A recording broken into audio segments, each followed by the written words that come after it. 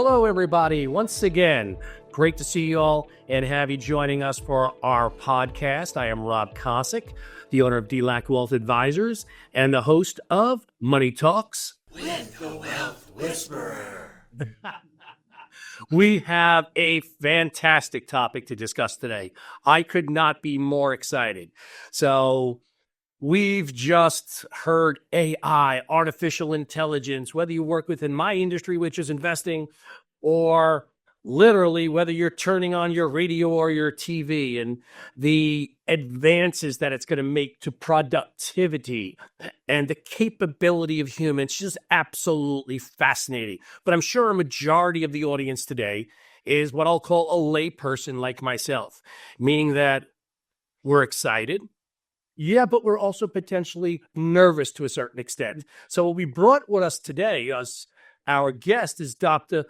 Vijayan Asari, who is the University of Dayton Research Scholars Endowed Chair in Wide Area Surveillance. He is also the director of the Center of Excellence for Computational Intelligence and Machine Learning. So I think we have the right guy here today. All right. So, Doc, if you don't mind, we'll jump right in. It'd be helpful for the viewers to first lay out some groundwork. And so we can go back and maybe say it's the past 4 years, but I think it's really been the past 2 years that it's just AI, and it was funny. I was having a conversation with my wife earlier today and say that some company was getting sued for saying that they were offering a solution that hit AI, and ultimately found out they weren't using AI. They were literally using Google search, and they're getting sued for this. So I, as an investor, remember back to the 90s and back, when I was an infant in this industry. And so what companies would do is they would just throw .com at the end of the name of their company, and all of a sudden they had investors chasing them. And so today, that's where it all is. What is really AI? What is not AI? So we need to first sort of figure out what is AI. So in its most basic level, because obviously the entire discussion today will be about AI, at a 10,000-foot view, how could you tell the layperson what AI is? Artificial intelligence. So first of all, thank you for giving me this opportunity. But talking about artificial intelligence, is basically the concept of mimicking the human brain activity for any functions, any operation, any application, as and how we perceive data and analyze data internally with our brain. And that's probably the key term, analyze data. Analyze data. Because I think I mentioned to you earlier today, the way it was described to me, which works, and maybe you build on this, or maybe it takes us on to the next question, is in the old world, we're sitting here today at the University of Dayton. Okay. So nearby, we had a lot of GM plants. Yeah. And so there's been robots in Dayton, Ohio, going back a long, long way. Yeah. And the way we initially think about robots is this robot in a GM plant or Delphi plant would pick up a screw, it would put into a hole, and it would tighten it. Mm. And how it was explained to me is if that same robot picked up a screw, dropped it, in the old world, that was the end of the task. The robot could not then think for itself as to how do I look for that and pick that back up. Does that sort of bring us from the old robotics world to maybe where we're going in the new robotics world? Yes, but now we are actually making the robot mimic a human expert. How that expert is going to do. See, if the robot is dropping the screw, what happens is robot will go down because the expert does the same thing. Mm-hmm. So we trained the robot to do exactly the same way the expert is supposed to do. So it can go and find the screw, bring it up, and then do the job again. Exactly same way. Okay. The human expert does. And before AI, that was impossible. That was not possible. Beautiful. Yes. That is extremely helpful. Yeah. All right. AI, for the most part, as a layperson, didn't exist 5 years ago. Maybe you were familiar with the concept. Was the term artificial intelligence being used 5+ years ago? Artificial intelligence was there for many, many years ago. During my service in the United States Congress, I took the initiative in creating the internet. The real term was coined by John McCarthy in 1956. Okay. In the Dartmouth conference. That is the summer 56. So the point is actually they thought, why not we make a machine think and do as and how a human being does.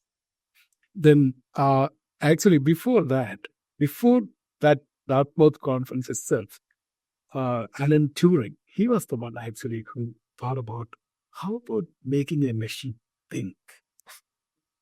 Right. Wow. But yeah, he was actually the father of artificial intelligence. Yeah. And then came up to the Dartmouth conference team, and then they came up with the term artificial intelligence. Before that, thinking machine. That was the word. Was there an earliest version of artificial intelligence that you can give, or no? The technology nor the power was available back then, where now it is. Now then the point is you need to do a lot of processing of this data. So artificial intelligence means mimicking human intelligence. That's an artificial, right? The human intelligence is the core source, basically. So human intelligence means we receive the data or we perceive the data and then analyze the data and see what are the things there. For example, if you want to look at a person, we are not looking at as an image itself. We are actually extracting the features of the person, and the features will be compared with whatever the features which we already have and a label which we have for that particular person. That's the name of the person. That's what we are comparing the features to features and then find out this particular person is that person in our memory. It's already stored, right? Yeah. So this is what the strategy. It's not data. For example, if we see a person after 10 years, the person image may look slightly different. Image to image comparison. But the features would be same. Features would be the same. Dynamics would be the same. So this dynamics, facial dynamics, body dynamics, these are the things actually clearly stored in the brain, which is the most wonderful computer that's ever existed. Yeah. Stored in the brain also, it's kind of a learning strategy. We are not storing an image or storing features. We are actually making our brain learn things. Okay. So that storage means we store data one after another. Sure. But here actually our brain has 86 billion neurons. That number of neurons remains same. The same number of neurons will be accumulating more and more information into the brain. It is not, brain remain the same size, same number of neurons, but more information is encoded out. Maybe it's outside of today's discussion, but yeah, my understanding is that over time, the human is using a higher and higher percentage. I still think it's in the single-digit percentage of the brain that we're currently using, but that sort of increases per year. No, actually, that's a different question. Is it? Yeah, it's totally different. Okay. So, but we stay back on point. Same set of neurons. Let us see. Same set of neurons. Yes, it's unchanged, but accumulating more and more data. That means it's being more used. That's because what exactly happening is a kind of a small biological activity, not small. It's a big biological activity going on in the brain. Because between neurons, new cells, there is a junction called synaptic junction. At the synapse, the axons from one cell passes a data to the synapse. Yeah. And after the synapse, it passes to the dendrites to other neurons. At the synaptic junction, there are three types of molecules, actually sodium, potassium, calcium molecules, which will be changing their positions. So what happens, the data coming to that synapse will be impacted by the positions of the molecules. Okay. So that impact may be more or less or sometimes negative. Whatever it is happening, something will happen at that molecule. At the synaptic junction. These positions make a lot of impact. Means when we learn more and more information into our brain, these molecular positions will slightly change. Basically, we are actually changing the impact component to the data coming to that synapse. These positional changes you're talking about 86 billion neurons, a lot of neurons. All of them, most of them. It's not as much money as we spend in America, but it's a lot. It's a big number. So these neurons the synaptic junctions will make appropriate changes in such a way that the brain will retain the previously stored information and add the new information. Okay. That's a learning phenomenon. When we learn something new, we are not forgetting the previous. We're not replacing. So that means we are actually changing those synaptic weights, synaptic positions of the molecules in such a way that the previous information will be stayed, at the same time, new information will be added. Likewise, that means we are doing some physical work at the neurons, change the molecules. That's why when we learn something, we are physically moving the molecules at the synaptic junctions because the impact components of the synapses for any data coming to the synapse will be impacted and sent to the dendrite. All right, so we're getting technical, but I'm going to take it a little further. What does that have to do with brainwaves? Because earlier you told me a little bit about the incredible advancement that people potentially communicating without using words. Yeah, the brain waves, it's a different question. We are talking about how this brain activity is being mimicked by our artificial intelligence systems. We are making artificial intelligence, right? Okay. The brain waves we are deviating the question to different patterns. Okay. Brain waves means when we think about any activity, action, or object or anything, we are generating a particular kind of waveforms at the. But it doesn't have to do with the synapses and the movement that's going on the neurons, etc. The brain waves are generated when the brain cells are firing. Okay. When brain cells fires, because brain cells, each brain cell, one cell has about 1,000 to 10,000 input dendrites. That's coming from other neurons. When they are coming to this cell body, means the body collects all the data and it accumulates the data. If the data is actually exceeding a particular threshold, the brain cell fires. Okay. So how are you guys measuring those things so AI can help two individuals communicate without using the spoken word? Coming to the point. Okay. These firing signals, you're talking about millions of neurons are firing, right? These millions of neurons are firing, and that firing signals are very high. It's a lot of electricity generated there. And then the sensors touching this, that is electroencephalograph sensors touching the scan, will collect the data of many, many neurons at that area. And then it is actually, if you are talking about 32 electrodes touching our scalp, it's 32 electrodes will be giving you the data of 32 areas in the brain. So those there's a lot going on. A lot of these data, actually what happens, it becomes a kind of a pattern. These patterns will have a structure for different objects, different emotions, different activity, whatever you are thinking. If you are thinking an image, if you are thinking a dog or a car or another person, or if you are emotionally angry or happy or sad or whatever, anything will have different patterns in that data collected by the electrodes. And the patterns ultimately will lead towards this pattern means they're facing this. That's the AI part. That's the AI part. We are going to categorize these patterns into different objects and objectives. Okay, coming back to our mimicking the neurons. Okay. There are you're talking about billions of neurons. So we cannot implement billions of neurons on those days with the computing facility available. So nobody continued the research, and then some small versions of neurons and other people made. It was not reaching anywhere. Okay. But recently, what happens is the computing facility is enormous. It has progressed exponentially. Right?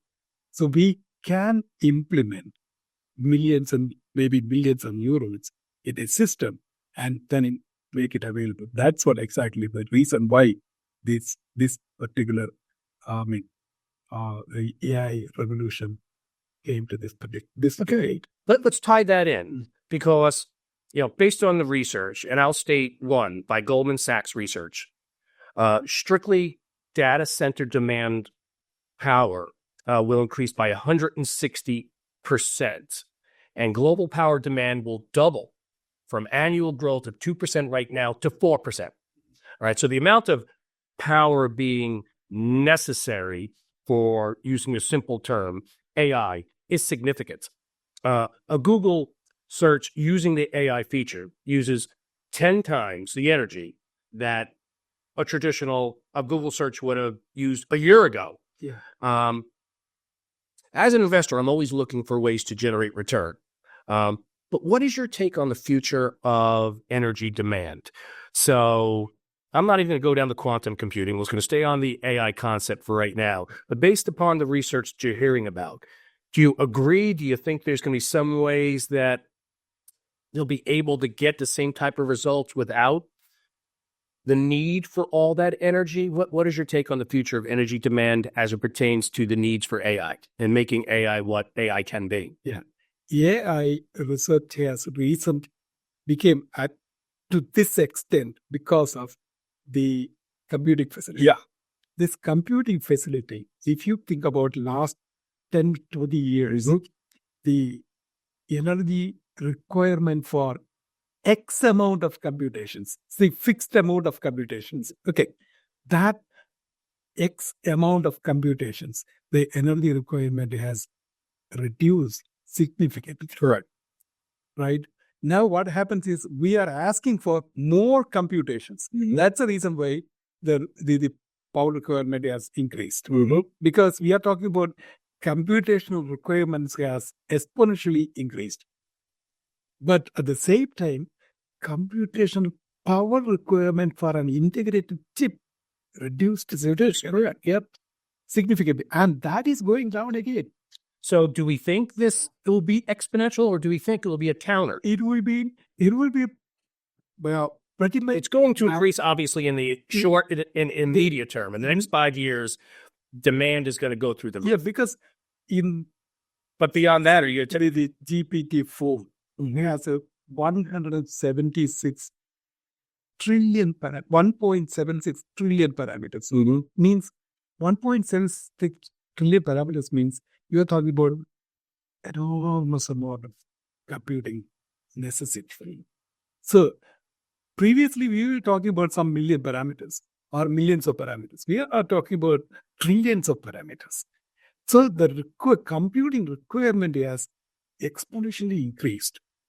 But the computing requirement for the ICs hasn't reduced that much.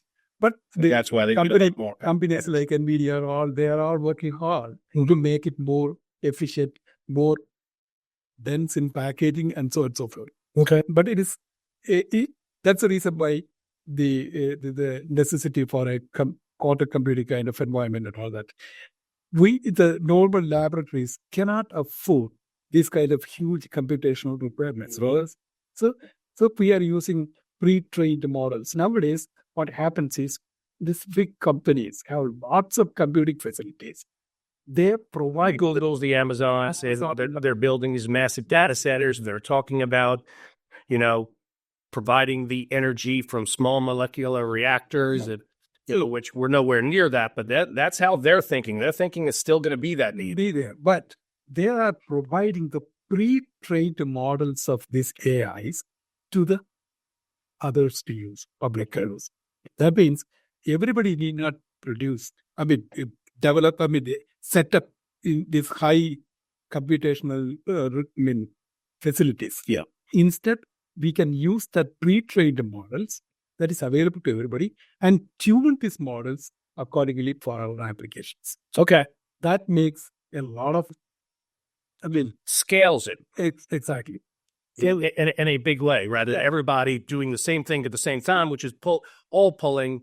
It's being pre-built built. Exactly. So you So almost like the old days having it on a floppy disk. Here, that's right. you have it on a floppy disk. Exactly. So if you have n number of big companies, means it's that small number compared to the researchers around the world or the application scientists around the world. Mm-hmm. So some companies actually really those companies are actually using this high power. Yes. Otherwise, we in my lab actually what happens is we are using a lot of pre-trained models here for our applications. Mm-hmm. We don't have this enormous computing facilities, but we can manage things really well. Awesome. All right. Here we go.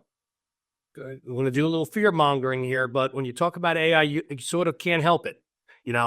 For those of you who are movie buffs, I don't know yourself, but 2001: A Space Odyssey or I, Robot, which is one of my favorite movies of all time, whether it's Vicky or Hal, these computers taking over the world.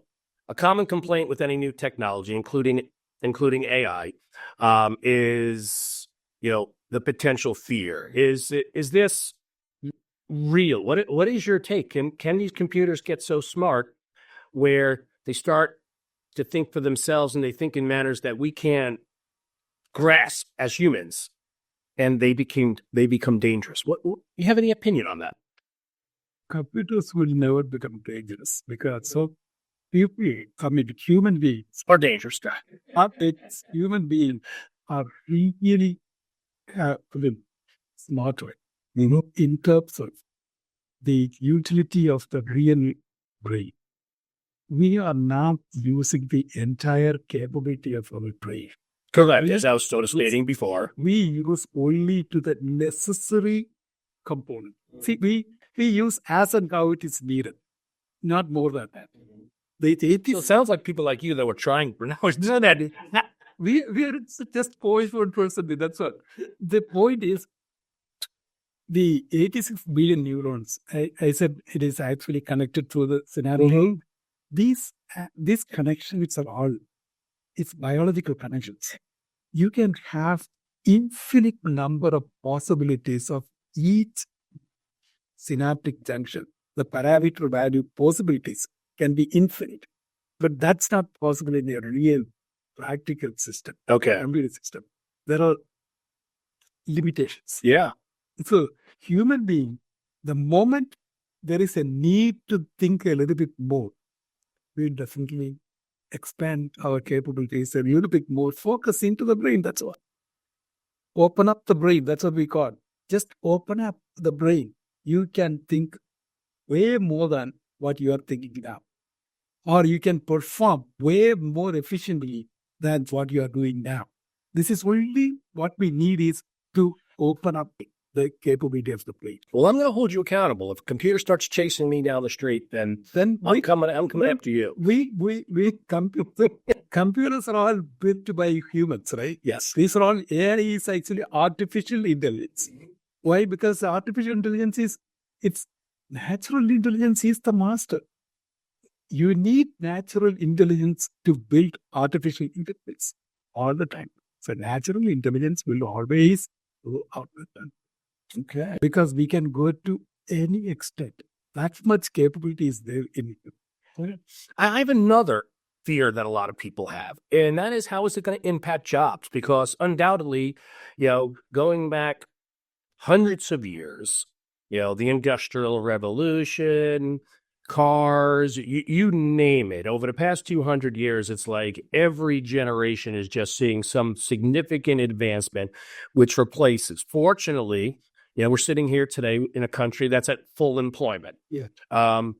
But I think it's a meaningful and a real question to be able to sit here and say, these advancements that are being made in robotics and other types of ways that artificial intelligence can act or work like a human through computers, will we need as many coders in the future?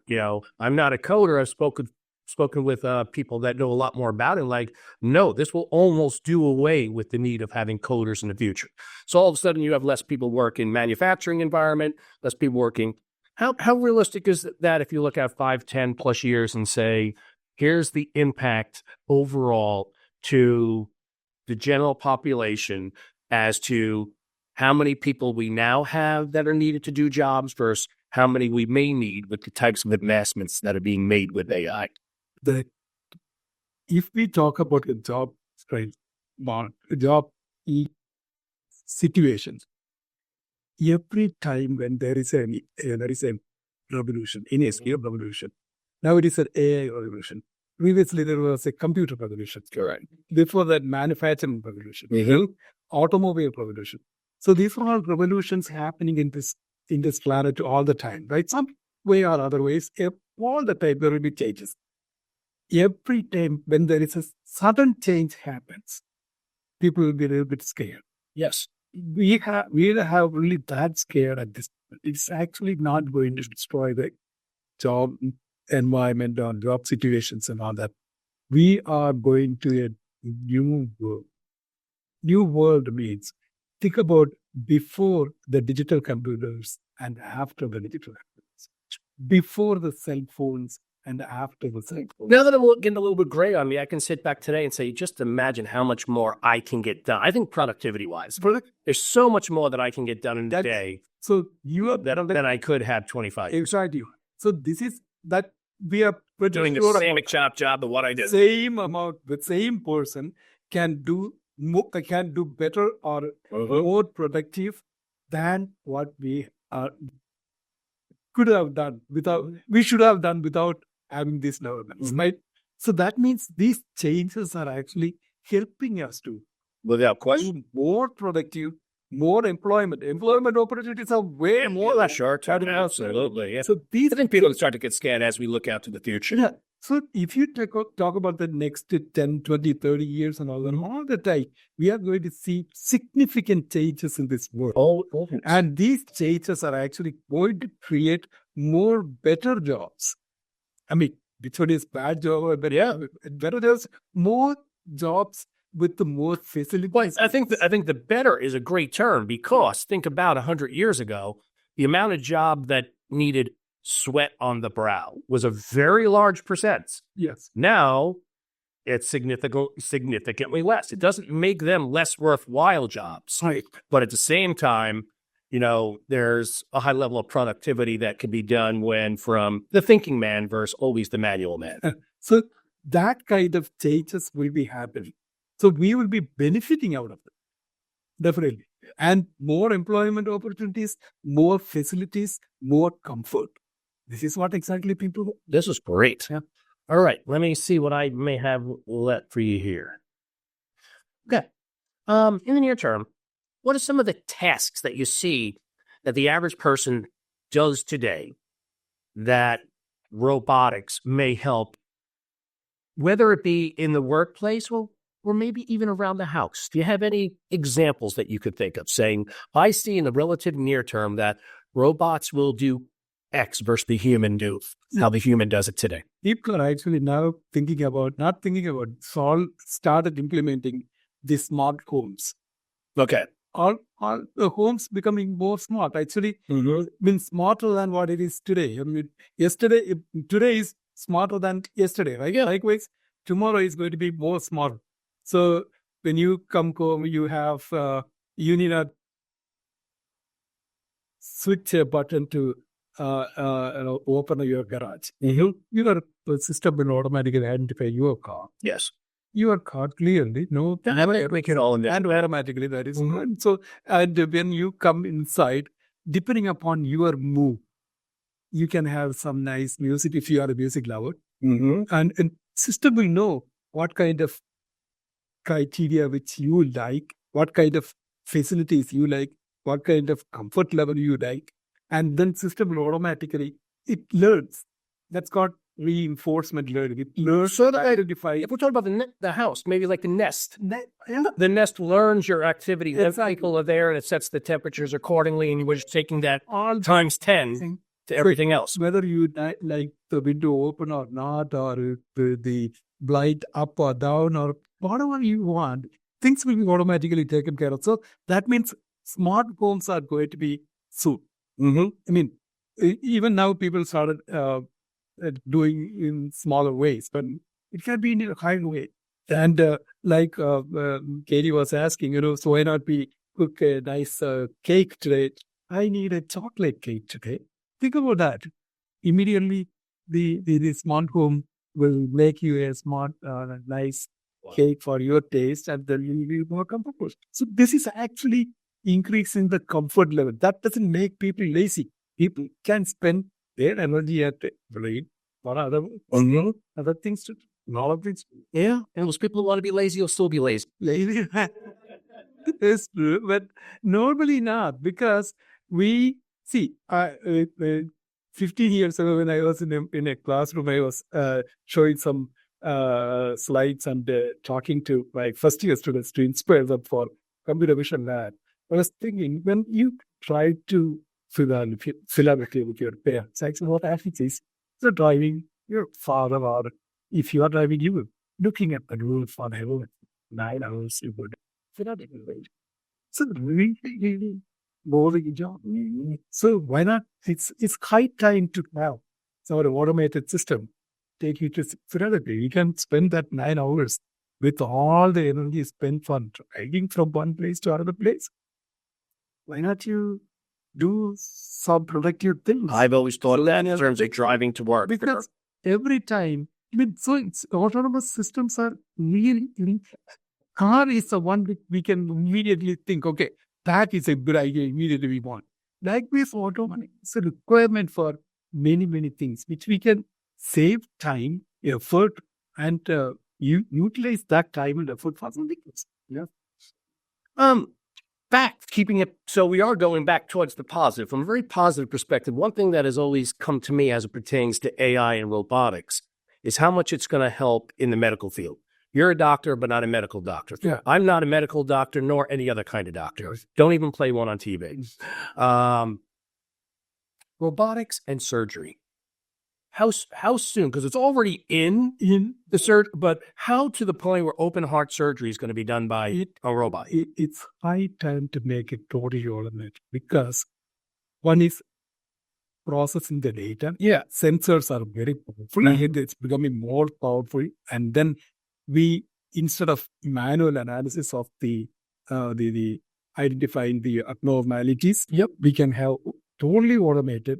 And this automated system will perform, I should say, 1,000 times better, or maybe more better.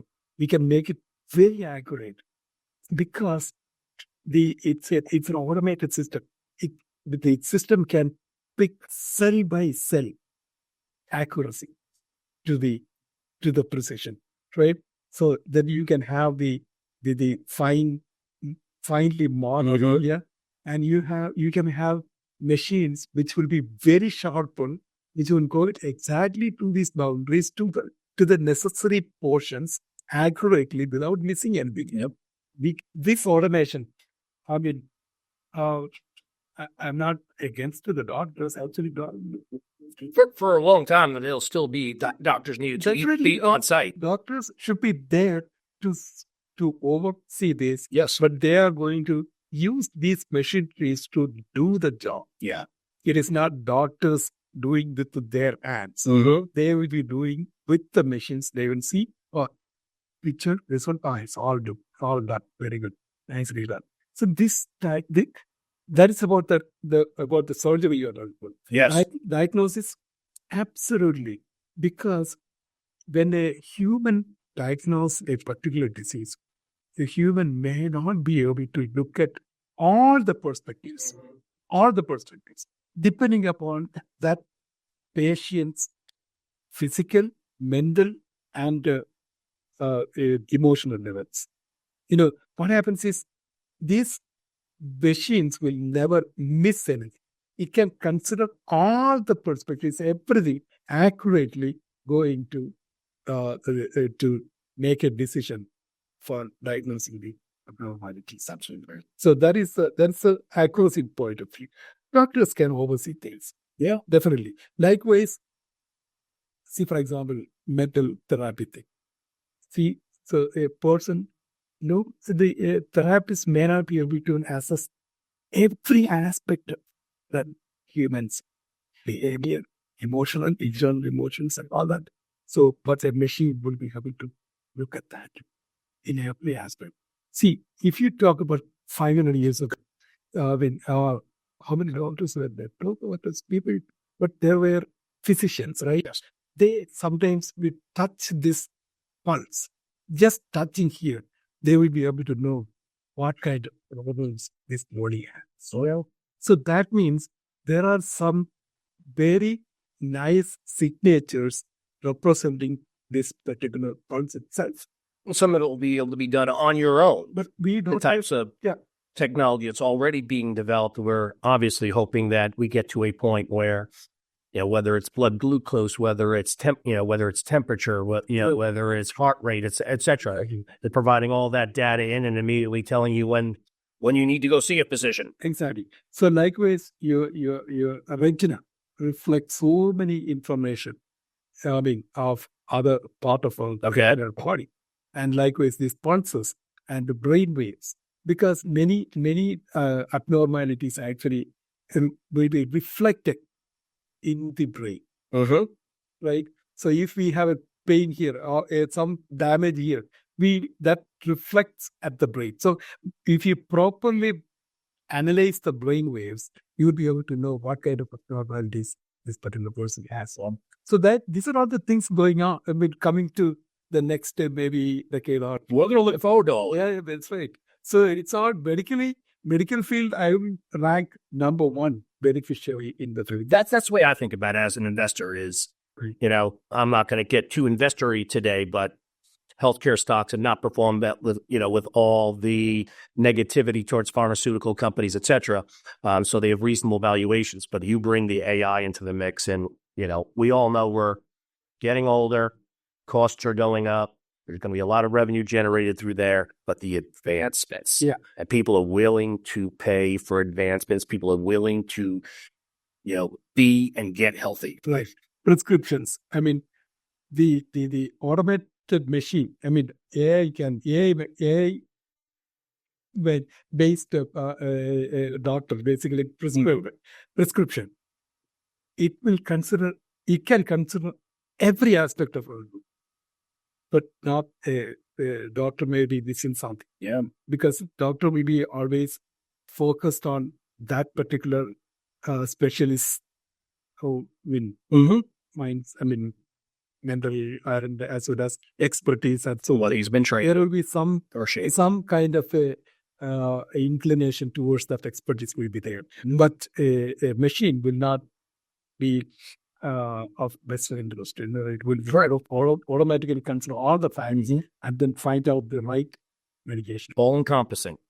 All right. I understand that you have deep experience in video and image. How much of a problem will deep fakes be going forward, and what do you think we can do about it? That's a preliminary. Any technology that will be some positive use, negative use. Yeah, whether it's replicating someone's voice or whether it's replicating someone's image. What we need is regulations.